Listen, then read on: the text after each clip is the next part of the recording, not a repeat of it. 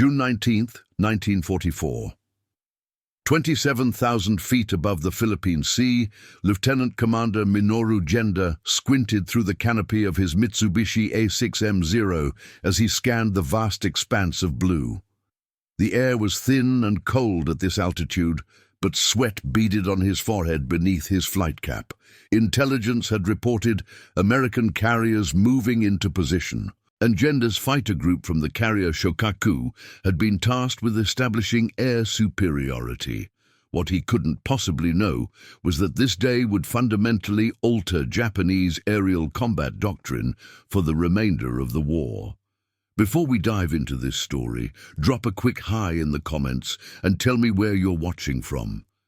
It really helps support the channel. This is the story of how American industrial might, embodied in a single fighter aircraft, would force elite Japanese naval aviators to abandon their most cherished tactical advantage and confront the harsh reality that technological superiority could override even the most rigorous training and indomitable fighting spirit. The morning briefing aboard the Shokaku had been confident, almost jubilant. Lieutenant Commander Genda, a veteran of Pearl Harbor and numerous Pacific engagements, stood before his pilots in the ready room. At 37, Genda was older than most fighter pilots, his weathered face a testament to years spent in cockpits and combat. His reputation as a tactical innovator had earned him both respect and responsibility. Our reconnaissance suggests American carrier groups approximately 120 nautical miles to the east, Genda explained, pointing to the map. Intelligence indicates they are flying the new Grumman fighter, designated F6F. Reports suggest it is heavier and less maneuverable than the Zeros. We will exploit this weakness. Ensign Takashi Sakai, a 23-year-old pilot with only 4 combat sorties to his credit, raised his hand. "Commander, I heard from pilots who survived the Marianas that these new American fighters climb surprisingly well." Genda dismissed this with a wave. "The Zero remains superior in climb rate and maneuverability. This has been our advantage since 1941, and it remains so. When engaged, use your climbing ability to gain altitude advantage, then dive and attack. This is how we have always defeated heavier American fighters." Across the vast Pacific, aboard the USS Essex, Lieutenant James "Jimmy" Thatch was conducting his own briefing. At 39, Thatch had already revolutionized American fighter tactics with his eponymous Thack-Weave defensive formation. Now, he was explaining the capabilities of their new mount, the Grumman F6F Hellcat. "Gentlemen, this isn't the Wildcat anymore," Thatch said, his Virginia accent softening his authoritative tone. "The F6F has a climb rate of over 3,000 feet per minute when clean.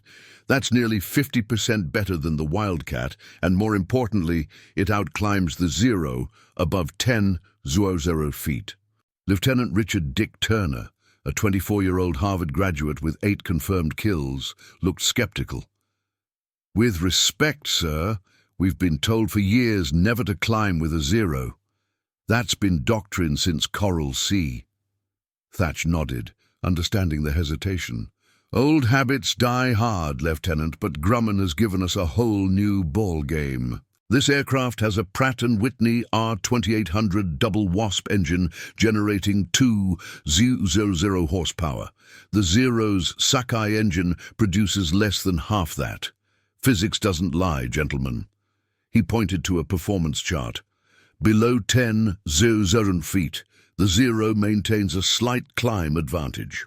Above that, as air density decreases, our superior power-to-weight ratio becomes decisive. If a Zero tries to climb away from you above 15,000 feet, you can run him down. This changes everything." The difference in briefings reflected a fundamental distinction between the two air forces in mid-1944. The Japanese naval air arm still relied primarily on the A6M-0, a design that had entered service in 1940. While brilliant when introduced, its lightweight and low power had become increasingly problematic as newer Allied fighters appeared. The Japanese aviation industry, hampered by limited resources and bombing, struggled to produce competitive replacements in sufficient numbers. In contrast, the Grumman F6F Hellcat represented American industrial might in aircraft form. First flown in June 1942, the Hellcat had been designed specifically to counter the Zero, based on extensive analysis of a captured A6M and combat reports. By June 1944, American factories had produced over 5 Zu Hellcats, while Japan had built approximately 10 500 Zeros since 1939. This single fact, that America could produce half as many of its newest fighter in 2 years as Japan had of its primary fighter in 5, would prove pivotal. At 0730 hours, Genda led 24 Zeros off the deck of the Shokaku, climbing steadily to their patrol altitude of 25 Zun feet. The fighter director had reported American search planes to the east, suggesting carrier operations. As the formation leveled off, Genda's experienced eyes continued scanning the horizon and the vast ocean below, where the Japanese carrier task force appeared as tiny specks on the glittering sea. Blue leader to flight, tighten formation, and maintain radio discipline, Genda instructed. Americans will likely approach from the east, with the sun at their backs. In his cockpit, Ensign Sakai felt a familiar mix of excitement and trepidation. The Zero felt like an extension of his body after hundreds of training hours, but combat remained terrifying. He had graduated in the 9th class of 1943 from the Yokoren, the Japanese Naval Aviator Training Program. While earlier war classes had received over 500 hours of flight training, Sakai's cohort had received only 300 due to fuel shortages. Still, this was significantly more than American pilots typically received. At 0803 hours, Genda's radioman broke silence. Multiple contacts, bearing 085, Angels 20, closing fast. Genda strained his eyes against the glare. Then he saw them, black specks growing larger, at least 30 American fighters in 4 plane divisions.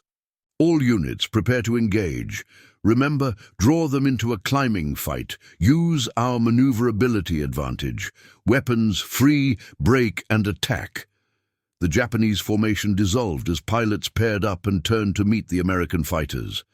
What happened next would shock the Japanese pilots to their core. Leading the American formation, Lieutenant Commander David McCampbell, commander of Air Group 15 from USS Essex, watched the Japanese fighters break formation. Exactly as expected, he radioed.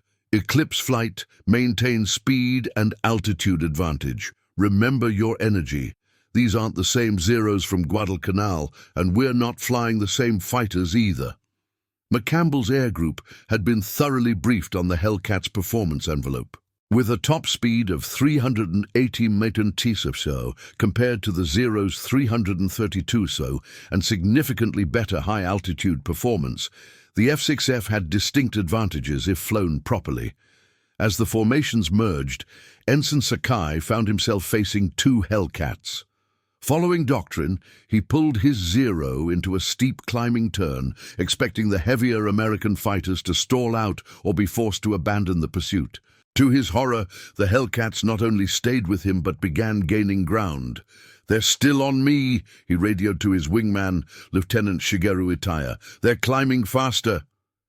"Impossible," Itaya replied. "Level out and turn harder. They cannot match our turning radius." Sakai pushed the Zero to its limits, feeling the airframe shudder as he pulled tighter into the climb. At 0 feet, where the Zero's climbing ability had always been superior, the Hellcats continued closing the distance. His engine, starved for oxygen in the thin air and lacking the American aircraft's turbocharger, began losing power. "Something's wrong," Sakai transmitted. "I can't outclimb them." Several miles away, Lieutenant Commander Genda was experiencing the same shocking reality. Having executed a textbook climbing spiral with a pursuing Hellcat, he found the American plane not only keeping pace, but gradually closing the distance. This defied everything he knew about American fighters. In his cockpit, Lieutenant Dick Turner of VF-15 kept his Hellcat's nose pointed at the climbing Zero, the R-2800 engine's 2.00 horsepower never faltering as the altimeter wound past 27. Drow 0 feet. He keyed his radio. This is exactly what Thatch said would happen. They still think they can outclimb us. The shock of discovering that their primary defensive tactic no longer worked created momentary paralysis among the Japanese pilots. For nearly 3 years, the ability to climb away from trouble had been fundamental to Zero tactics. Now, this sanctuary had been eliminated. Gender made a split-second decision. All units break off climbing engagements. Repeat, do not attempt to outclimb the Hellcats. Use lateral maneuvers and diving attacks only. This improvised change in tactics came too late for many. Of the 24 Zeros that had taken off from Shokaku that morning, only 13 would return. American losses totaled 3 Hellcats. When the surviving Japanese pilots gathered for debriefing that afternoon, the mood was somber. Commander Mitsuo Fuchida, the air staff officer who had led the Pearl Harbor attack, listened grimly as Gender recounted their experience. "The Americans have achieved what we thought impossible," Gender concluded. "Their new fighter can outclimb the Zero above 20,000 feet. Our primary tactical advantage is gone." Fuchida studied the combat reports with growing concern. "These Hellcat production numbers are alarming.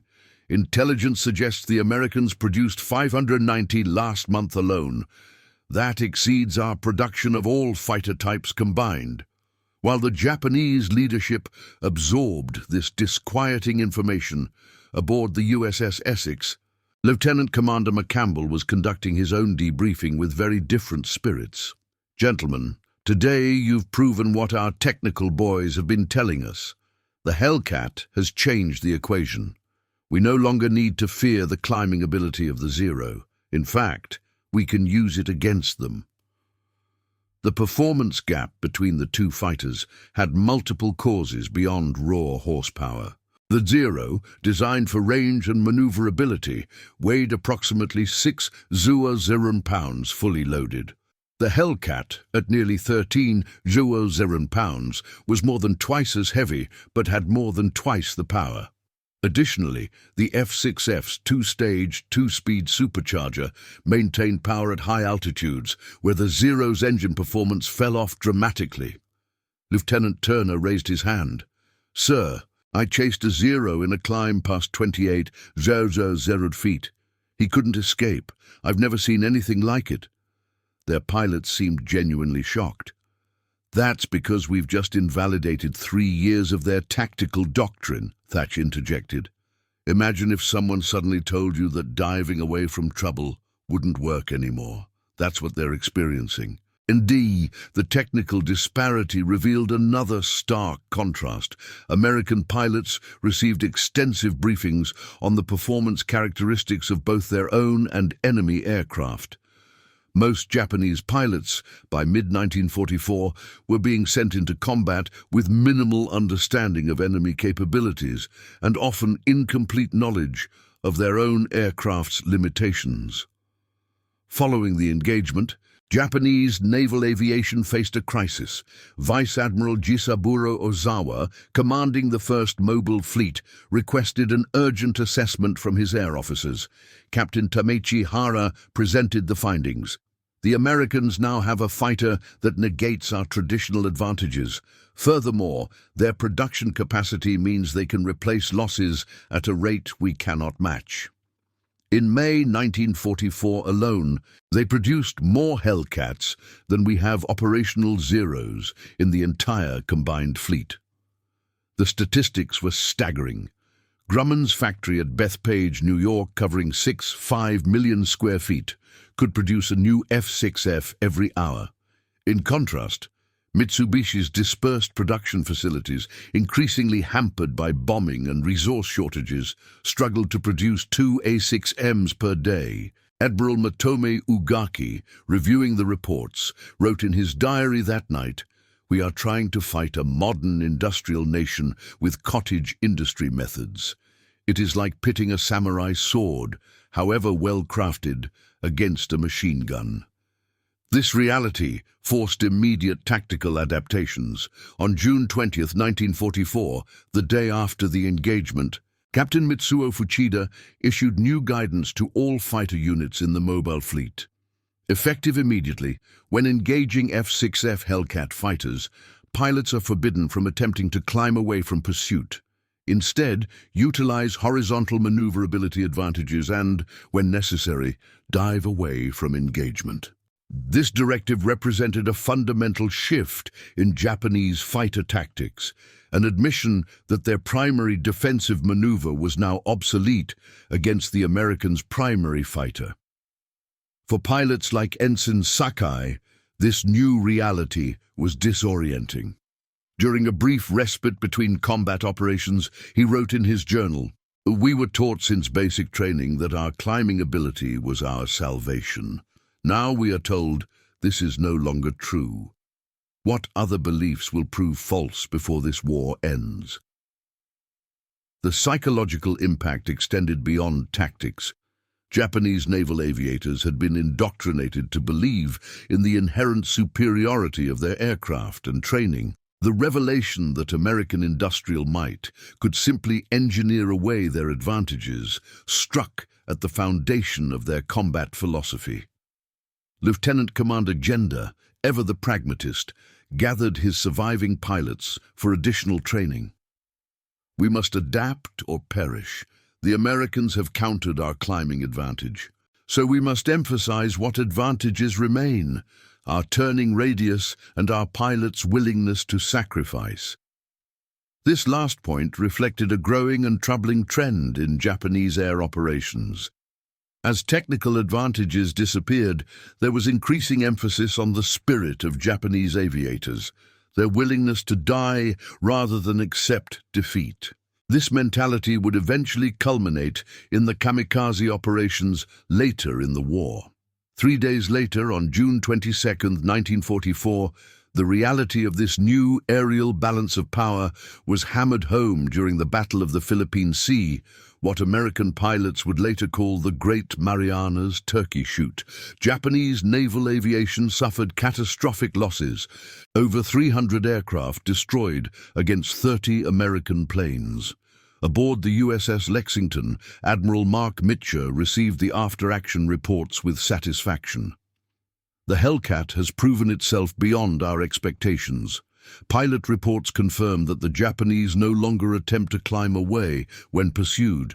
They've abandoned their primary defensive tactic." The ripple effects of this tactical shift extended beyond immediate combat. Japanese pilot training, already shortened due to fuel shortages, now required revision. Instructors at the Kasumigaura and Tsukuba air bases scrambled to develop new defensive maneuvers that didn't rely on climbing performance. Commander Minoru Genda, who survived the Philippine Sea battle, was recalled to Japan to assist in this training overhaul. During a staff meeting at Naval Headquarters in Tokyo, he did not mince words. "We must accept that we are no longer facing the Americans of 1942. Their new aircraft, particularly the Hellcat, have neutralized our traditional advantages. More concerning is that they are improving their aircraft faster than we can improve ours."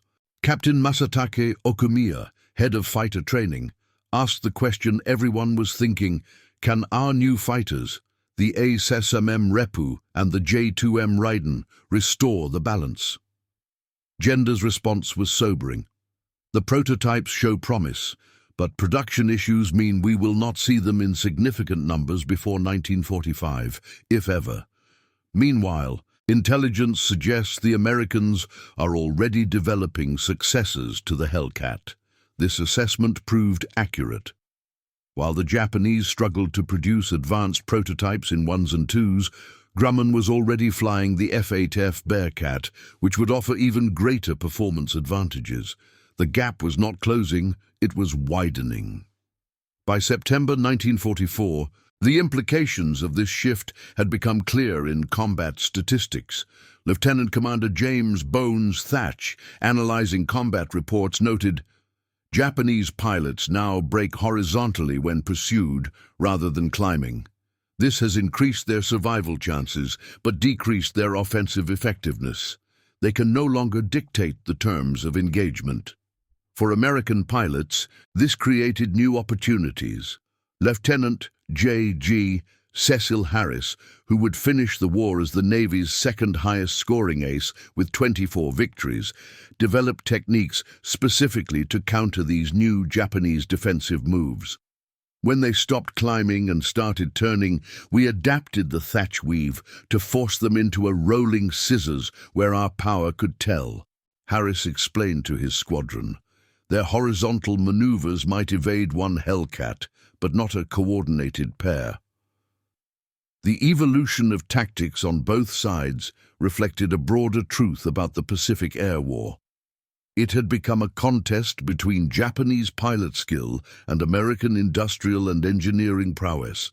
By late 1944, this contest was decisively tilting toward the Americans. In October 1944, during the Battle of Leyte Gulf, this new reality played out again and again.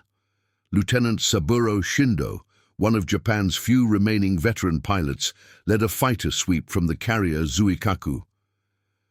"Do not, under any circumstances, attempt to climb away from Hellcats," he instructed his pilots. "Use tight horizontal turns and, if necessary, split S maneuvers to dive away. If you climb, you will die." Despite these instructions, the engagement proved disastrous for the Japanese. Of the 28 fighters Shindo led into battle, only 7 returned. The Americans lost 3 aircraft. In his after-action report, Shindo wrote words that would have been unthinkable 2 years earlier. "We can no longer meet the Americans on equal terms in the air. Their material superiority has overwhelmed our spiritual advantages."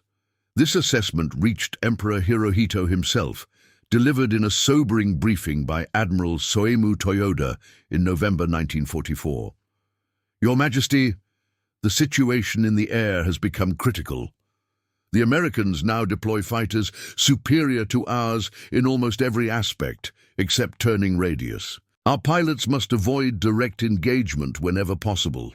The Emperor, normally reserved, asked directly, "How has this happened? We began the war with the world's finest naval fighter." Admiral Toyoda's response encapsulated the fundamental miscalculation of Japanese strategy. "Your Majesty, we designed the Zero to defeat the enemies of 1940.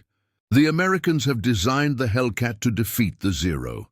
They have applied industrial might to solve a specific tactical problem, and they have succeeded."